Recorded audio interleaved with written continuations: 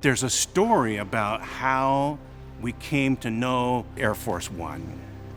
Over the skies of Richmond, Virginia one day in about 1956, Air Force 8610, which is the tail number on the Lockheed Constellation that Ike was in, called Columbine 2, was flying in the same airspace as Eastern Airlines 8610. And the controller made a call and said, 8610, turn left to such and such a degree. And of course, both airplanes responded. The Air Force didn't like that, so they came up with the name Air Force One. Anytime a sitting president is on an aircraft of the Air Force, it's called Air Force One. AOPA keeps flying safe, accessible, and fun by protecting your freedom to fly. We are the most trusted one-stop resource for all things related to general aviation.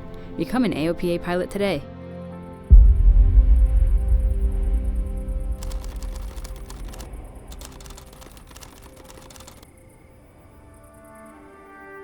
And you know, these airplanes are really nothing more than metal and rubber and aluminum. They all have those similarities. But all of us have within us the need and the desire to know that while our days here on Earth, we existed and we mattered. Something happened in our lives that made it worthwhile living. These aircraft represent those people who over a stretch of time in our history made something really incredible happen. So we're happy to talk about the Aero Commander really for two reasons.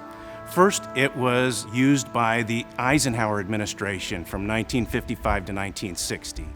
For the Commemorative Air Force, Dwight Eisenhower is very, very important because he was a supreme Allied commander in Europe, led the D-Day invasion, and helped win the war in Europe and defeat Nazism. That was very, very important.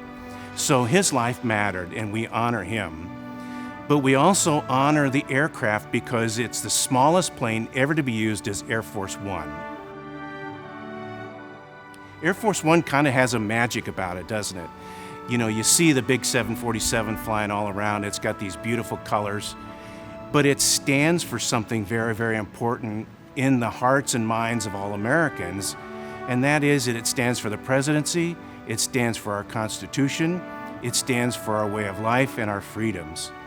So we really want to preserve this aircraft, both to honor President Eisenhower and all the veterans of World War II, but also to honor America and say thank you for what you did, because your life mattered. And so these aircraft are representations of what they've done.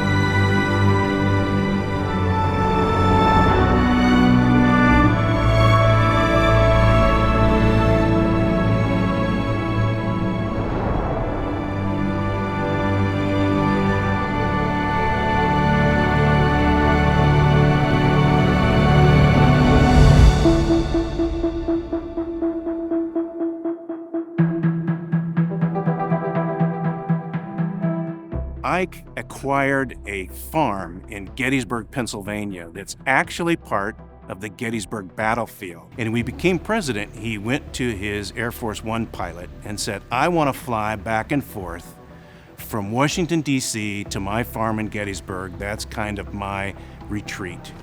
Well, the Constellation was much too big to do that. Helicopters were deemed not safe enough at the time. So they did a fly-off. They got the Aero Commander, the Cessna 310, the Piper Apache, and the Twin Bonanza, and said, we'll compare these aircraft, and they chose the Aero Commander. So this aircraft right here is the smallest airplane ever to be used as Air Force One. There were 6 of them acquired by the Air Force in 1955. This is number 5 of those 6. It's the only L-26 Commander that is still in existence flying today.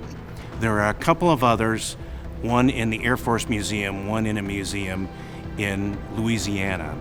But this aircraft we keep in flyable condition for the reasons I talked about before. We want to honor the President and all of our veterans of World War II, but also let it stand for our American freedoms, the things that we think are important.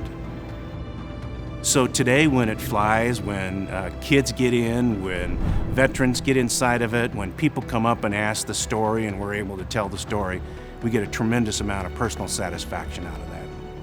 Now to all of you AOPA members out there, we want to ask you a question. Come join us and be a part of the CAF. Help us preserve history. You know, one of the things that we think is important is the ability to actually get your hands on history and feel the passion and esprit de corps as well. Come be a part of our organization, keep your membership in AOPA and join the CAF, and come let us have these great organizations together and keep aviation and history alive. Thanks for coming and visiting us.